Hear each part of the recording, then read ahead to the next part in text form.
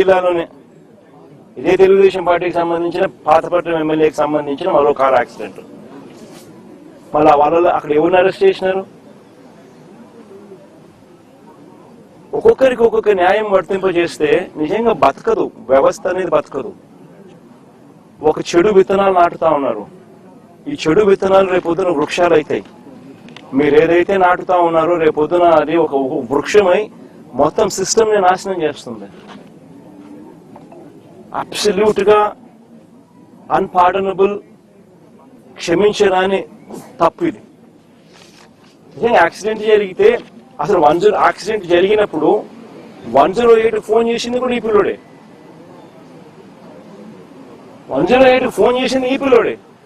మరి నిజంగా చెడు ఉద్దేశం ఉంటే ఈ పిల్లోడు ఎందుకు 108 ఫోన్ చేస్తాడు? 108కు ఈ పిల్లోడు ఫోన్ చేయడమే కాదు, సిపిఆర్ కూడా, అంటే వాళ్ళ నాన్న డాక్టర్ కాబట్టి ఈ పిల్లోడు కూడా చూసి సిపిఆర్ చేస్తే, అంటే చెస్ట్ సిపిఆర్ అంటే ఫుల్ చెస్ట్ హార్ట్ పంప్ చేసే సిపిఆర్ది వాళ్ళ నాయన చేయడం చూసి ఆరాటపడి ఆ మనిషిని బ్రతికించారని చెప్పి సిపిఆర్ కూడా చేసినాడు అందరి ముందర. జరిగేదంతా అందరి ముందర జరుగుతా ఉన్న విషయాలే. అంటే ఆ మనిషిని కాపాడటం కోసం తాపత్రయపడ్డాడు. 108 ఫోన్ చేసినాడు. మన పోలీసులకు ఆ తర్వాత ఇన్ఫార్మ్ చేసింది కూడా ఈయన నాయనే. మరి ఎవరైనా కూడా దాన్ని కప్పాలనో ఇంకొకటి చేయాలని ఎవరు తాపత్రయపడాల. ఒక అన్ఫార్చునేట్ ఇన్సిడెంట్ జరిగింది. ఒక అన్ఫార్చునేట్ ఇన్సిడెంట్ లో అందరూ కూడా కాపాడే ప్రయత్నమే చేస్తున్నారు తప్పనిచ్చి, దానికి బాధపడుతున్నారు తప్పనిచ్చి అయితే ఎవరు కూడా వాళ్ళ తప్పు లేదు. పాపం చేయగలిగింది ఏముంది? దాన్ని రాజకీయం చేయడం కోసం అని చెప్పి ఎంత దారుణంగా వీళ్ళు బిహేవ్ చేస్తా ఉన్నారు అని అంటే నిజంగా ఆశ్చర్యంగా అనిపిస్తుంది నాకైతే. ఇదే చంద్రబాబు నాయుడు గారు, నేను అడుగుతా ఉన్నా, ఈయన చేసింది ఏంది? యాక్సిడెంట్ లో మరణించిన ఆ వ్యక్తి, యాక్సిడెంట్ లో గొర్రెలు కాపరి మరణిస్తే దాన్ని రాజకీయం చేసేందుకు చంద్రబాబు నాయుడు ఏం చేసినాడు? పాఠశాలదని యాదవ్ మంత్రిని పంపిస్తాడు. ఇక్కడ పాఠశాలదని ఒక యాదవ్ మంత్రి ఇక్కడికి వచ్చి ఈడ ర్యాలీలు చేయిస్తాడు, కులాల మధ్య చిచ్చు పెట్టేదానికి. ధర్మమేనా ఇది? అంటే ఏ పక్కైనా మత్స్యకారుడే కదా, అంటే ఇల్లు కొట్టుకొని సావని అయినా. అంటే ఏం తప్పు చేసినాడు పిల్లోడు? ఒక యాక్సిడెంట్ జరిగింది, పొరపాటున జరిగింది.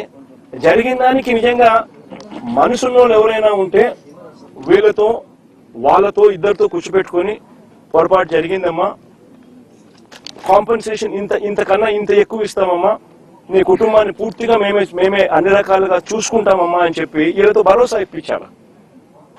నిజంగా అప్పలరాజు కూడా ఆ పని కూడా చేయడానికి కూడా ముందు కూడా పోయినాడు పాపం, మంచి ఉద్దేశంతో, మంచి మనసుతోనే. ఇప్పుడు వీళ్ళు ఏం చేస్తా ఉన్నారు? దీన్ని రాజకీయం చేసి చెడగొట్టి వాళ్ళకి జరిగే మంచి కూడా జరగకోకుండా రాజకీయంగా ఒక యాదవ్ మంత్రిని ఇంటికి పంపించి ఒక యాదవ్ను అప్పలరాజు అంటే ఓ మత్స్యకారుడు, ఈ పిల్లోడు 15 ఏళ్ళ పిల్లోడు కుట్ర చేసినాడంట, హత్య చేసినాడంట అని ర్యాలీలు. నిజంగా నేను అడుగుతా ఉన్నా, ఇదే చంద్రబాబు నాయుడు గారిని అడుగుతా ఉన్నా, నీకు మనిషివా రాక్షసుడిగా అన్నది ఒకసారి నువ్వు ఆలోచన చేసుకోవాలా అని చెప్పి చంద్రబాబు నాయుడు గట్టిగా నిలదీస్తూ అడుగుతా ఉన్నా. ఎందుకంటే ఒక మనిషి అనేవానికి మనసు ఉండాలి. This is beyond repair. అంటే ఒక ఏ ఇన్సిడెంట్ అయినా కానీ వదలకూడదు, దాన్ని ట్విస్ట్ చేయాలా, వక్రీకరించాలా, ఎవరినైనా నాశనం చేయాలా, నీ రాజకీయ అవసరాల కోసమైనా ఆలోచన చేయడం దుర్మార్గం అనిపించడం లేదా మీకు? Absolutely disgraceful. నిజంగా అడుగుతాను, ఇదే యాదవుల మీద చంద్రబాబు నాయుడు గారికి నిజంగానే ఇంత ప్రేమ ఉంది అన్నమాట పోనీ వాస్తవమేనా అంటే అది లేదు. మన ప్రకాశం జిల్లాలో యాదవులు గొర్రెలు కాస్తా ఉంటే, కొన్ని పొలాల్లోకి పోయి ఏదో గొర్రెలు కాస్తా ఉంటే చంద్రబాబు నాయుడుకి సంబంధించిన వాళ్ళు యాదవ్ను కొట్టినారు ప్రకాశం జిల్లాలో. It's been reported. కొడితే కేసు ఎవరి మీద పెట్టినారు తెలుసా? కొట్టడం మీద కాదు, యాదవుల మీద కేసు పెట్టినారు. నిజంగా నేను మనిషికి యాదవుల మీద నిజంగా ప్రేమ ఉందా అని అడుగుతా ఉన్నా. విశాఖపట్నం మేయర్, మొట్టమొదట యాదవ మేయర్. చరిత్రలో ఇంతవరకు ఎప్పుడు విశాఖపట్నం మేయర్గా ఒక యాదవ కులస్తులు ఎప్పుడు మేయర్ కాలా. ఫస్ట్ టైం వైఎస్ఆర్సీపీ ప్రభుత్వంలో వైఎస్ఆర్సీపీ చేసింది ఒక యాదవ కులస్తు యాదవ మహిళను మేయర్గా. ఈయన ఏం చేశాడు చంద్రబాబు నాయుడు? ఆయనకు నెంబర్స్ లేకపోయినా ప్రలోభాలతో ఏం చేసినాడు? ఆయన దింపేసినాడు. ఇదే యాదవుల మీద ప్రేమ. అంతేందుకు విశాఖపట్నంలో వైఎస్ఆర్సీపీ యాదవ భవనం కోసం విశాఖపట్నంలో ల్యాండ్ ఇచ్చింది. ఆ ల్యాండ్కు శంకుస్థాపన చేసినారు.